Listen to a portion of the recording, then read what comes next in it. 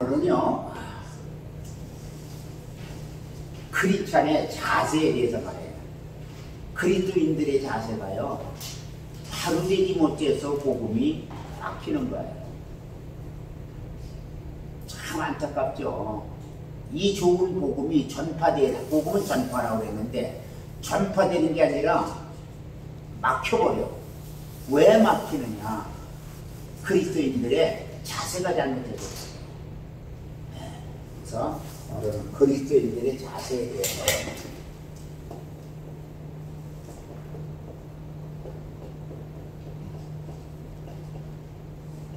아무것도 아닌 것 같지만 저와 여러분 크리스찬들 한 사람 한 사람의 자세가 영혼을 죽이기도 하고 살리기도 하는 겁니다.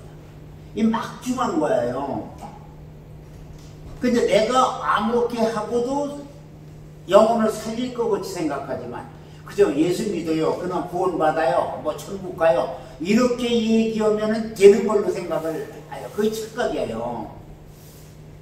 그 착각을 우리는 버려야 돼. 그리고 겸손하게 하나님의 말씀이 그런가 하고 상고했다고 했듯이 그렇게 말씀을 상고할 줄 알아야 돼. 그래야 크리스찬들의 자세가 바로 되는 거예요. 자, 범죄한 후에 창세기 4장 바로 6절을 보셔요. 창세기 4장 6절에 뭘 했습니까? 가인이 아벨을 죽이고 난 다음에 이제 유리하는 자가 4장 6절에 보니까 여기서 가인에게 이르시되 네가 분하여 하면 어찌 됨이니며 안색이 변하면 어찌 됨이냐. 가인과 그의 제물은 받지 아니하시고 아벨의 제물만 받으시니까 가인이 분해하는 겁니다. 우리가 예수 믿는 사람들이 그렇게 분해해요. 아니 나는 나름대로 주를 위해서 그렇게 열심히 했는데 도대체 주님이 하신 게 뭐가 있느냐, 이렇게 반문을 하면서 분해하는 겁니다. 가인이 제사를 받지 아니함으로 말미암아 분개하니까 아니 네가 분해하면 어찌 분해할 수가 있느냐고 하나님이 물어보시는 겁니다. 지금 주님이 저와 여러분에게 묻는다고 생각을 해보세요. 박 목사, 자네가 하는 것이 어때? 하고 반문을 하고 계시다고 한다면 우리가 어떤 자세여야 되는가? 예, 그것이 대단히 중요한 겁니다. 하나님은 사람을 하나님은 사람을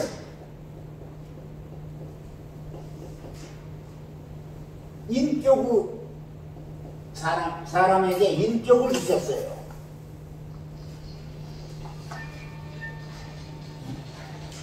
인격을 주셨다.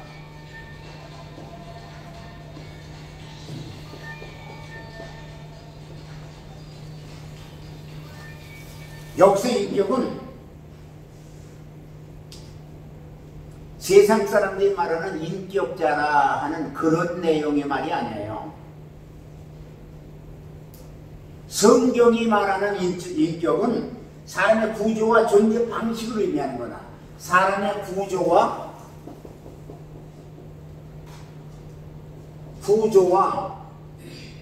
존재 방식을 말하는 거예요. 존재 방식.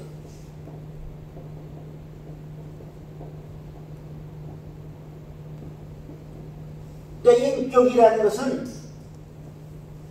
지정의 지식과, 인격이 뭐냐? 지정의예요. 지식과 감정과 의지, 이것이 인격입니다. 천사도 인격이라고 해요. 그럼 천사의 인격은 육이 없는 가운데서 이루어지는 혼과 영의 인격체를 대해서. 그런데 우리는 이 인격 자체가 사람은요, 구조라고 그랬어요. 구조와 존재 방식을 말한다고 그랬으니까 구조가 어떻게 돼 있느냐. 영. 이렇게 돼 있어요. 영과 혼과 육으로. 근데 이것을 어떤 때는 영혼이라고 그래가지고 2부법이니 3부법이니 해가지고 3부법은 뭐 잘못된 거고 우리는요 잘못된 걸 지적하기 이전에 내의 잘못을 먼저 깨달아야 돼요. 내 잘못한 걸 깨닫고 내가 잘못한 걸 고쳐나가야 되는데 자기가 잘못한 거는 당연시 생각하고 고칠 생각을 안 하고 남이 잘못한 건 끄집어내서 뭐니 감면을 박을 합니다. 그것이 우리에게 플러스 요인이 아니라 마이너스 요인이 되고 마는 거예요. 그래서 사람은 인격이라는 특성으로 지음을 받았어요. 즉 영과 혼과 육의 이 특성을 가지고 지음을 받았던 겁니다. 그래서 합당하게 살아야 한다는 말은 정말 더 적절한 거예요. 아주 합당하게 살아야 된다. 근데 합당하게 살지 못하는 것을 부끄럽게 생각해야 되는데 합당하게 살지 못하는 걸 부끄럽게 생각하는 게 아니라 당연하게 생각을 해. 그것이 타락이에요. 그게 타락입니다.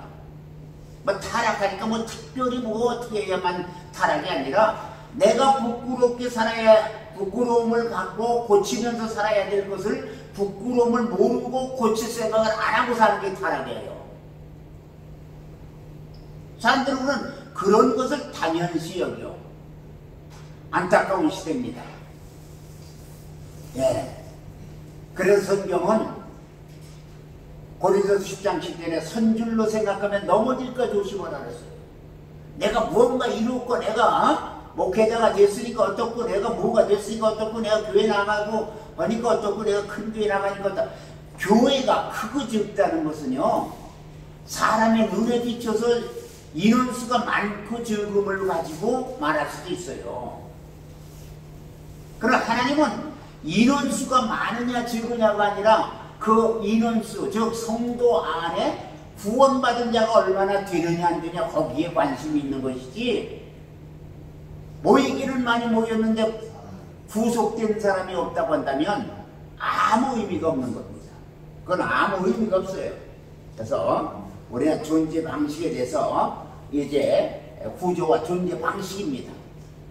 그러니까 구조와 이 존재 방식을 말하는 거지 인격자다 라고 하는 것에 세상 말과는 다르다 이거야. 그래서 사람의 인격은 어떻게 구성되어 있느냐. 첫째, 사람의 인격은 어떻게 구성되어 있느냐. 구성되어 있느냐.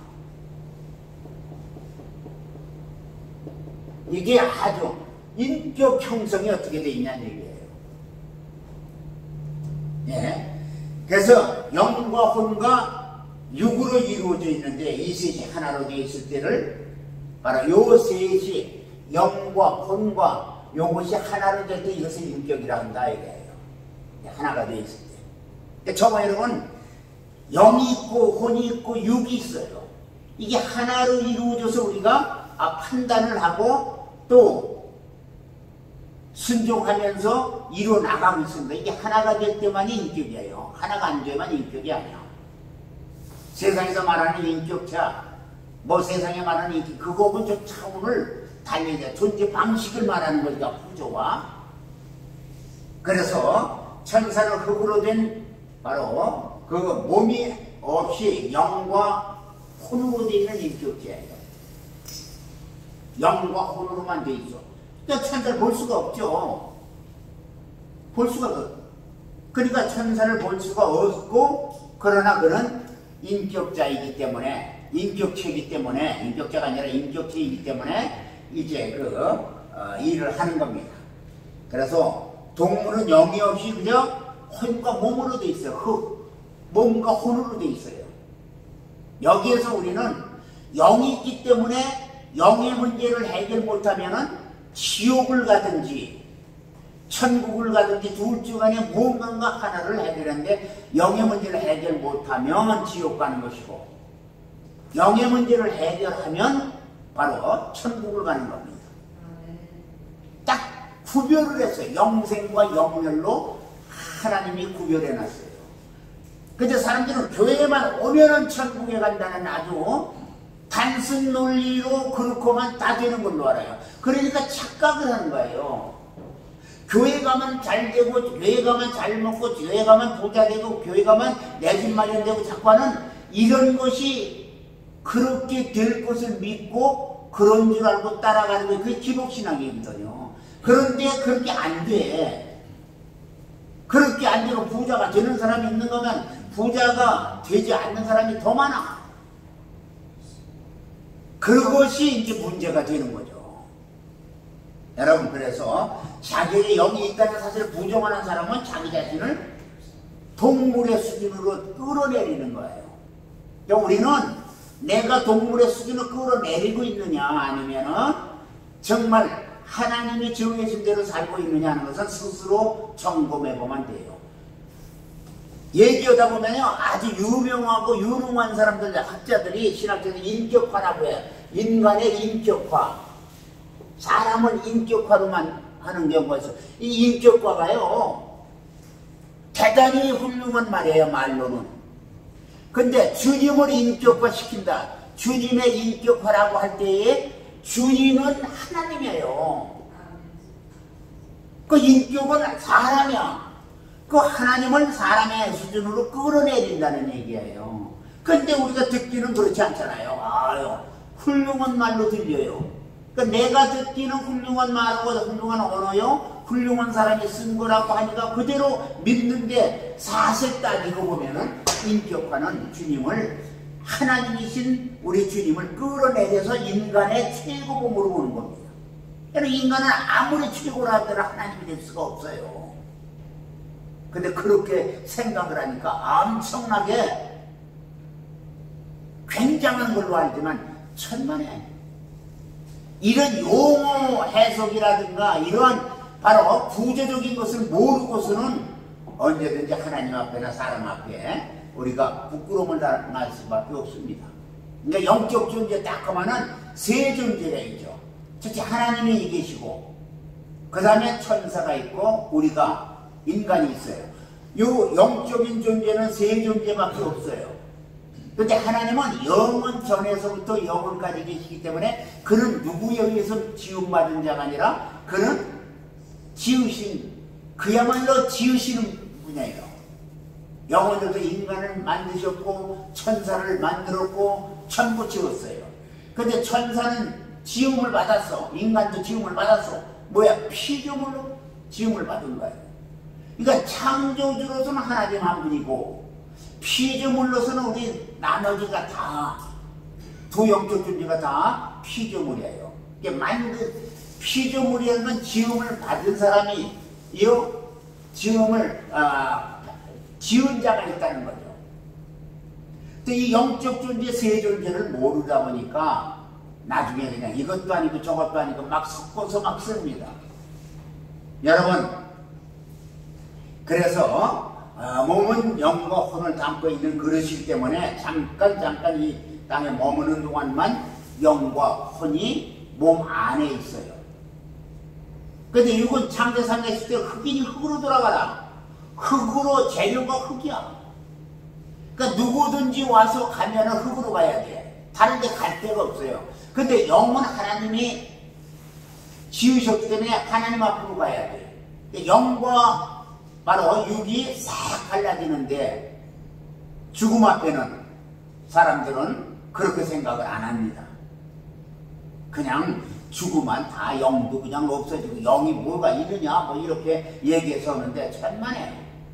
그거는 정말 사람들의 잘못된 생각입니다. 그래서 몸은 흙으로 빚어졌고, 그래서 시한적인 존재예요. 언젠가는 우리 육체가 끝나면 그건 끝나버리는 거예요. 이제 몸은 흙으로 빚어졌기 때문에 그렇고, 흙과 전혀 다르게 생기가 돌고 활동을 할 수 있는 것은 그 속에 영혼을 담고 있기 때문에. 그러니까 우리는 육체가 있을 때 영혼이 없으면, 영혼이 내 육체에서 떠나가면 그 다음에는 우리는 아무것도 아니야. 그냥 육은 숨 모시고 죽어버리고 불과 얼마 만에 이게 3일만 되면은 3시간만 지나면 냄새나고 3일 안에 처리하게 돼서 우리나라에서. 여러분, 그래서 육은 살아있을 때 영을 안고 있다는 것에 가치가 있는 것이지, 영혼이 떠나고 난 다음에 육은 아무 가치가 없는 겁니다. 지금 저와 여러분이 육을 가지고 영을 안고 있는 육이 활동을 할 때 더 많이 활동하시길 바랍니다. 열심히 해야 돼요. 적당히 하는 게 아니라 아주 열심히 해야 되는 겁니다. 자, 그런데 이제 혼은 지식과 감정과 의지가 있는데 사람 개개인의 특성을 나타냅니다. 그러니까 혼은 특성을 나타내는데, 특성. 사람의 특성. 지식을, 감정을, 의지를. 그래서 이것을 인격적 존재로 보는 겁니다. 사람은 인격적인 존재예요. 그러니까 내가 아무리 저하다 할지라도 내 인격이 형성되지 않은 상태라고 한다면, 지정의가 없다고 한다면 인격적 존재의 가치가 없는 겁니다. 그래서 혼만을 가지고 인격이라고 하는 것이 아니라, 그것이 바로 영이 혼과 더불어, 그리고 몸이 함께 어울려 있을 때만이 인격자가 되는 겁니다. 영, 혼, 육, 이것이 같이 함께 있을 때만 우리가 인격이라고 그러지, 절대 하나만 가지고는 안 돼. 영만 있다고 인격이라고 그런 거 아니에요. 혼만 있어도 아니야. 육만 있어도 아니야. 영혼, 육이 함께 했을 때 인격이라고 하고, 그것이 하나님 앞에나 사람 앞에 가치 있는 삶을 살 수 있는 길을 열어가는 겁니다. 그래서 인격자라 하는 거와 인격이라는 부조적인 형상과는 차이가 있는 거예요. 그래서 그것이 잘 이루어지면 이 세상에는 영적 세계를 몰라도 저 사람 많이 배웠고 저 사람 많이 가졌고 아주 인품도 훌륭하고 뭐하고만 야 인격자 이렇게 하는데, 그 인격자라는 얘기는 세상에서 사용하는 용어고 우리는 인격이라는 겁니다. 지정의 바로 영혼과 영, 혼, 육이 같이 있는 것을 말씀하고 있습니다. 영은 없어지지 않는 영원한 속성을 갖어요. 이게 항구적인 존재라는 얘기예요. 영은 절대로 없어지지가 않아요. 세상 사람들은 영이 없다고 하는 것이 그 저주예요. 저주가 뭐 특별히 영원한 저주받아라 이래서 저주가 아니라, 영혼이 있는데도 불구하고 영이 없다고 생각하는 게 그게 저주거든요. 세상 사람들은 없는 줄 알고 죽었는데, 육이 모두 끝났는데 보니까 아유, 이 영이 가는 길이 따로 있더라는 걸 육체가, 그래, 육체에서 영이 떠난 다음에 깨달아요. 그러니까 그때는 저주야. 엄청난 화가 따르는 걸, 고통 중에 있을 것을 살아생전에는 출세했다, 세상말로 그렇게 해서 아주 대단하게 잘 나간다 했지만, 세상을 마감하고 가보니까 비참해지는 겁니다. 여러분, 인생의 비참함은요 다른 데서 있는 게 아니에요. 인격적 형성의 잘못됨으로 말미암아, 모름으로 말미암아, 영이 있고 혼이 있고 육이 있다는 것을 구조적으로 모르니까는 결국은 비극이 찾아오는 거예요. 그래서 영은 없어지지 않는 영원한 속성을 갖고 있다. 그래서 하나님은 처음에 혼과 몸으로만 사람을 지었어요. 그러나 그 사람이 영이 없어도 우리의 큰 차이 없이 살아갈 수 있었던 것인데, 사람이 땅에 번성하고 충성함으로 말미암아 그 중에 바로 한 자, 말라기 2장 15절에 바로 한 영을 택했다. 거룩한 영 예수 그리스도로 말미암아 이 세상에 많은 수많은 인간이 이 세상에 믿음 안에서 살 수 있도록 길을 열어주셨어. 이 하나님의 길이에요. 하나님이 열어주신 길. 이것이 하나님의 엄청난 축복이야. 그래서 바로 영적인 피조물이 되고 혼이 몸을 떠난 후에도 그 혼은 영원히 사라지지 않는 속성을 갖게 되는 겁니다. 자, 그러면 동물도 혼이 있다고 그랬죠. 근데 동물은 육체가 죽으면 그 혼은 그냥 떠나가 버려요. 그래서 살아있는 동안에는 때리면 아파. 아픔을 느껴요, 동물이. 먹지 않으면 배고픔을 느껴. 그러한 깨닫는 각혼은 가지고 있는데 그 혼이 사람과 같이 영원히 함께 하는 혼은 아니라. 그래서 우리는 혼이, 사람이 죽으면 혼이 영 안에 잠재되어 있어요.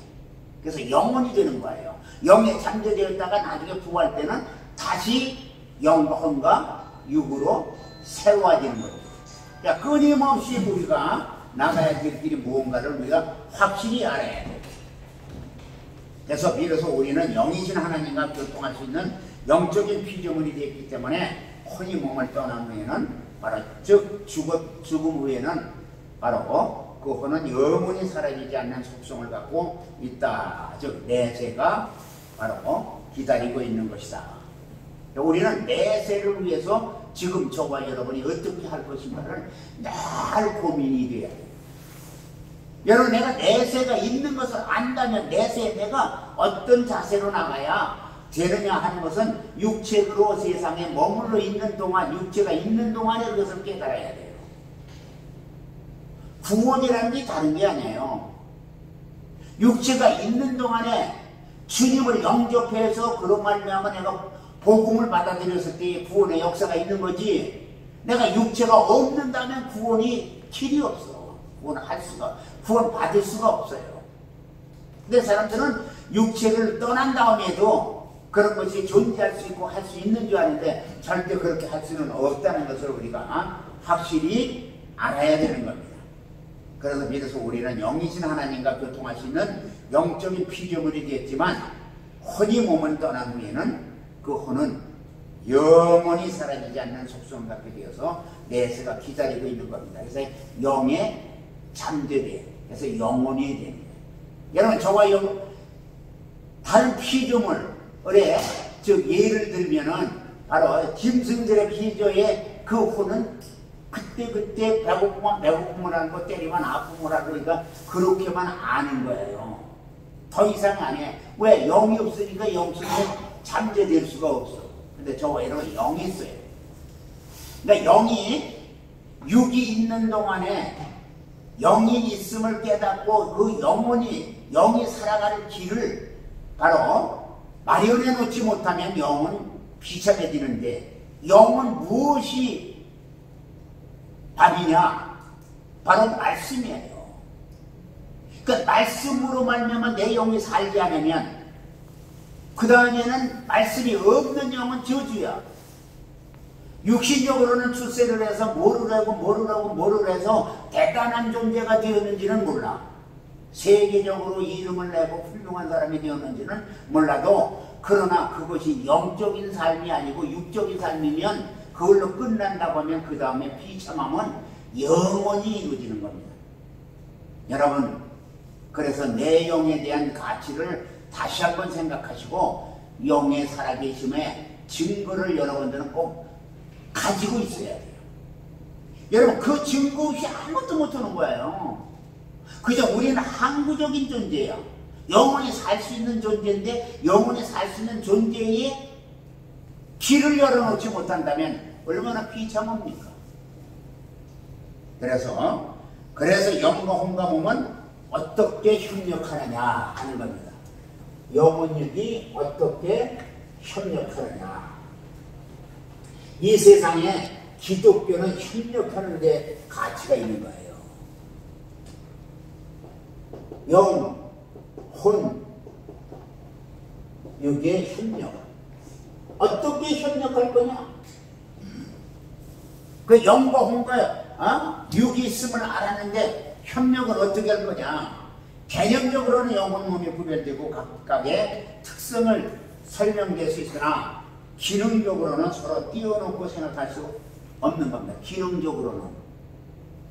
구조적으로는 그렇게 되어 있다. 기능적으로는. 그래서 인격의 활동은 바로 지정의 능력을 가진 혼이 영과 몸 중에서, 자, 혼이 지정의를, 이것이 영과 가운데서 어디로 지중이 되어 있느냐에 따라서 바로 중심 궤도가 달라지는 겁니다. 그러니까 기능적으로는 서로 띄워놓고 생각할 수가 없는 겁니다. 그러니까 영과 몸 중에 어느 쪽과 더 친하며 어느 쪽의 지시대로 잘 움직여 주느냐에 따라서 정반대의 결과를 나타낼 수 있다. 그래서 하나님과의 관계에서 긴밀해진다고 한다면 하나님의 우리에게 주신 축복을 받아 누리지만 하나님의 관계에서 긴밀해지지 아니하고 세상과 짝하여 있다고 하면 저주가 앞서가는 거예요. 축복이 따르는 게 아니라 저주가 먼저 따르게 돼 있어. 그러면은 사람의 삶이 피곤합니다.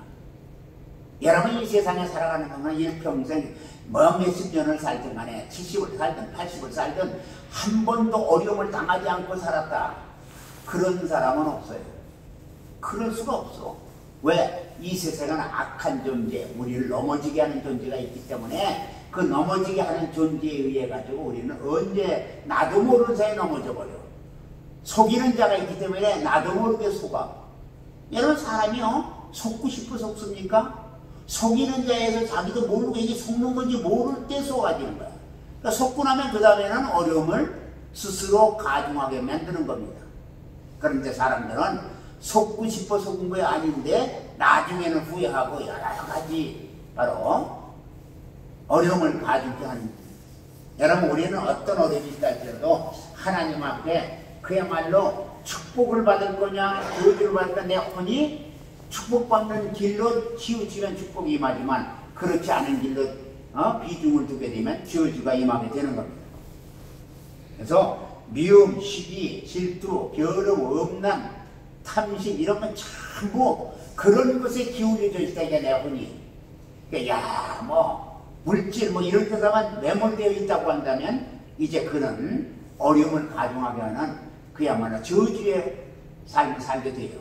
근데 아무리 욕심이 있고 아무리 해서 그 과감하게 물리치고 결단해서 나는 하나님 앞에 모든 것을 맡기고 하나님의 영적 생활에 매진하겠다고 그걸로 비중을 그쪽으로 많이 두면요 그러게 되면 하나님의 축복을 받아 누리게 되어 있는 겁니다. 어디에 두느냐 하는 것은 자신의 결단에 있는 거예요. 내 결단은 어디에 두느냐, 축복으로 갈 거냐 아니면은 저주로 갈 거냐, 마음의 기준을 확실히 두어야 된다 하는 겁니다. 그래서 우리는 정말 하나님의 사랑과 자비와 은총과 축복의 방향으로 가면 영원히 우리는 살아서도 하나님과 사람 앞에 보람된 삶을 살지만 죽어서도 그렇게 산 것에 대한 가치를 하나님 앞에 인정받고 더 아름다운 삶을 영원히 살 수가 있는 겁니다. 그러니까 내가 살아생전에 얼마나 하나님과의 교제가 잘 되며 하나님과의 관계가 얼마나 잘 되느냐에 따라서 우리의 내세에 받을 것을 이 세상에 육체가 있는 동안에 확증받는 거예요. 여러분 아주 확실히 증거받기를 바랍니다. 그것이 안 되면은 늘 고민거리가 되는 거예요. 근데 사람은 받지도 못하고 받았다고 그러는 거예요. 받지 못하고 받았다고 하니까 답답한 것 뿐입니다. 그래서 영혼에게 영원한 바로 유익을 주게 되어 있기 때문에 하나님의 말씀은 영이신지라 하면서 요한복음 6장 20절에 바로 말씀이 영이요 영적이라고 했어요. 살리는 것은 영이니 육은 무익하니라. 요한복음 6장 23절에 내가 너희에게 이른 말이 영이요 생명이라고 했어요. 그러니까 영이요 생명이라고 한 것은 내가 너에게 한 말은 영이고 영적이고 생명의 말이라. 항구적인 하나님의 말씀임을 말씀하고 있는 겁니다. 그래서 그 말씀은 우리의 영에 들어오고 그러면 우리는 그 말씀을 깨닫고 그 말씀에 감동되는 겁니다. 그러니까 내 영에 들어오면 그것을 깨달아 지식이 이루어져요. 그리고 감동돼. 바로 감정을 우리가 깨닫고 그 말씀대로 움직이게 됩니다. 그러니까 말씀대로 움직이는 게 의지야. 요한복음 6장 63절의 말씀을 우리는 잘 기억해놔. 살리는 것은 영이니 유무이카야. 내가 너에게 이런 말이 영이여 생명이라.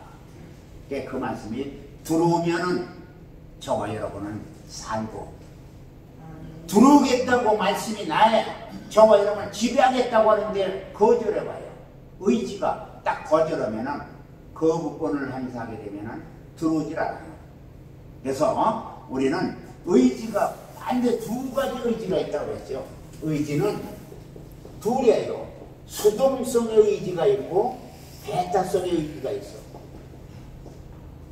무엇인지 내가 받아들이는 의지가 있고 거절해야 될 의지가 있어요.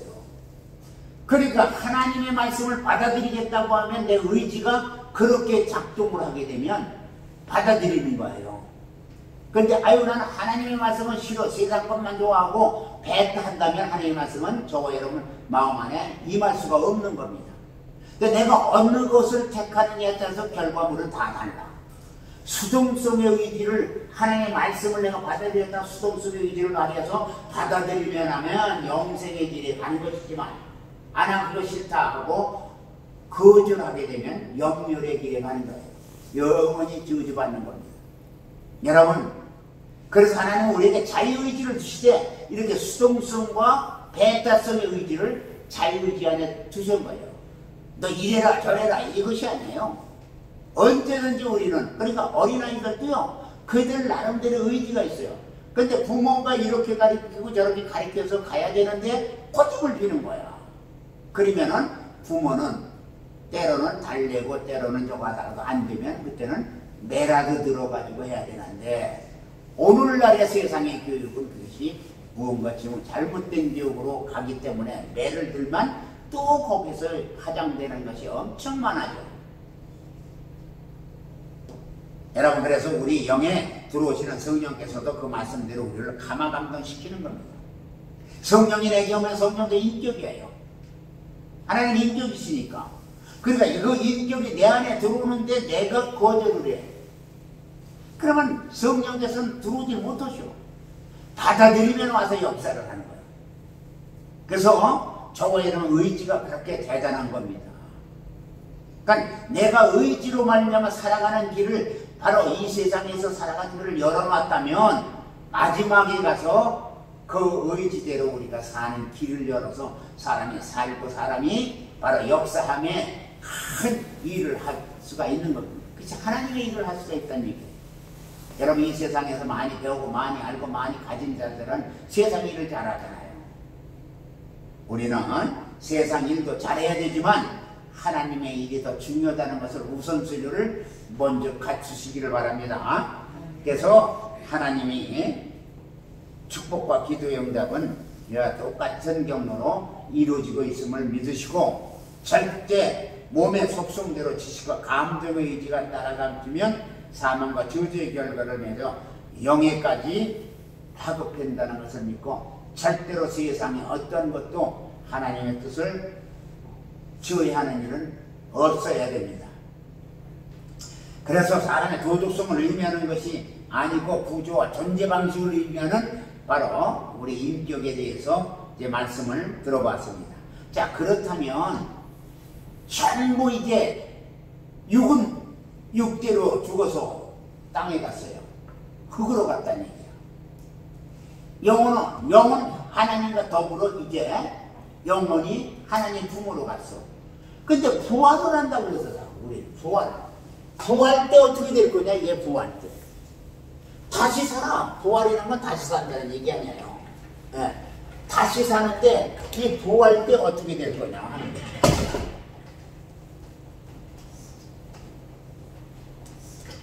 부활 때 우리가 어떤 육체가 돼야 되느냐 하는 겁니다. 부활날에, 부활 때에 인격이 어떻게 되느냐, 부활 때의 인격 어떻게 될 거냐 이거예요. 이것이 우리는 참, 자, 혼의 지정에는 몸이 있을 때에만 몸을 통하여 육체적으로 드러났는데 영이 없어. 혼이 몸을 떠나는 순간, 예를 들면 죽는 순간 혼은 더 머물 곳이 없어서 그대로 없어지 지고 말 것인다. 동물의 경우는 바로 그런 겁니다. 그러니까 사람의 영혼은 영에 잠재해서 영혼이 되어버리는 거예요. 영 속에 잠재해. 그러니까 영혼은 하나님 품 안에 가더라도 이제 육은 없어졌고, 근데 부활을 해. 여러분, 부활할 때는요, 우리 육이 되살아나는 거예요. 이 사람들이 부활을 자꾸 부정합니다. 부활이 어디 있느냐고. 유대민족도 주님이 계실 때 유대민족 중에서 세 부류가 있었어요. 바리새인들의 부류와 서기관과 사두개인의 세 부류가 있었습니다. 그런데 그 세 부류 중에서 바리새인들은 바로 천국을 다 믿고 이것을 다 가지고 지옥도 말했지만, 사두개인들은 그게 없다고 했어요. 근데 사두개인은 현실주의자들이야. 세상에, 그죠? 돈 많고 여유 있으니까, 오늘날에 말하면 이제 국회의원 정도 정치하는 사람들의 부류가 그이죠. 서기관들은 가난한 자들이기 때문에 공부를 열심히 해서 오늘날에 이제 그야말로 검판사가 되는 길에 들어간 자들이고, 바리새인들은 중류층에서 그들은 늘 존경받고 자라는 거에서 남들의 말에 신경을 많이 쓰는 사람들이에요. 오늘 그런 사람이 많잖아요. 그런 이유에 이렇게 세 종류 중에 부활을 믿지 않았던 것은 사두개인들이에요. 천사도 뭐 천국도 안 믿었어요. 천국 있다면 우리가 갈 것이고, 부활이 있다면 우리가 하지, 뭐 니들이 그렇게 하겠냐고. 근데 현실주의자로서 그렇게 지냈던 겁니다.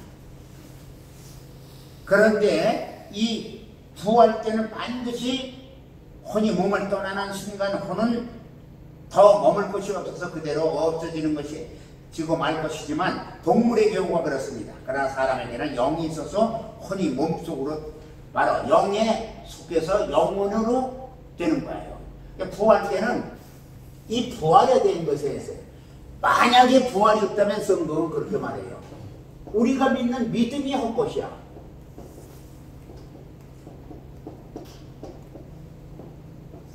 자, 믿음이 헛것이라면 무엇으로 예수 믿습니까?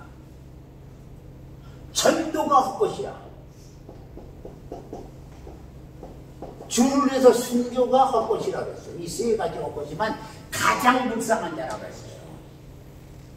그러니까 믿음이 헛것이고, 전도가 헛것이고, 순교가 헛것이라면, 부활이 없다면 뭐가 우리에게 희망이 됩니까? 아무것도 안 되지. 예. 그래서 우리는 믿음이 헛것이 안 돼서 부활이 있는 겁니다. 전도가 헛것이 되지 않기 위해서 부활이 있는 거예요. 순교가 헛것이 되지 않을까. 예수를 위해다가 죽은 이 순교하는 자들이 헛것이 된다면, 믿음이 없다면 부활이 없다는데 얼마나 비참합니까? 누가 예수 믿겠어? 그래서 부활 때 우리가 지정의를 갖춘 완전한 인격으로 다시 산다고 한다면, 영에 잠겨있던 이와 같은 혼의 특성이 그때 다시 나타나는 거예요. 자, 육이 없어져요. 이건 잠재가 돼, 플러스가. 그래서 영혼이 돼. 다시 부활 때 썩을 몸이 썩지 않은 몸으로. 근데 고린도전서 15장에 나와요. 죽을 몸에 바로 썩을 몸이 썩지 않은 몸으로, 추한 몸이 신령한 몸으로 바뀌어가지고 다시 난다고 했어요. 그러니까 우리가 그것을 고린도전서를 한번 보셔요. 15장을 보십시다.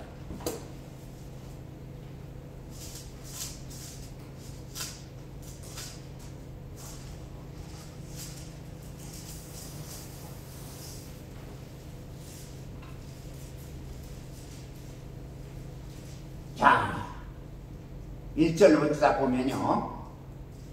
형제들아, 내가 너희에게 전한 복음을 너희에게 알게 하노니 이는 너희가 받은 것이요 또 가운데 선 것이야. 너희가 만일 내가 전한 그 말을 굳게 믿지 아니하면 그로 말미암아 구원을 받으리라. 내가 받은 것을 먼저 너희에게 전하였느니 이는 성경대로 그리스도께서 우리 죄를 위하여 죽으시고 장사 지낸 바 되었다가 성경대로 사흘 만에 다시 살아나사 게바에게 보이시고 그의 12제자들과 그의 500의 성도에게 일시에 보이셨나니 그 중에 지금까지 대다수는 살아있고 어떤 사람은 잠들었으며 그의 야고보에게 보이셨으며 그 후에 모든 사도에게와 맨 아주 만삭되지 못한 남자 같은 내게도 보이셨다. 그러니까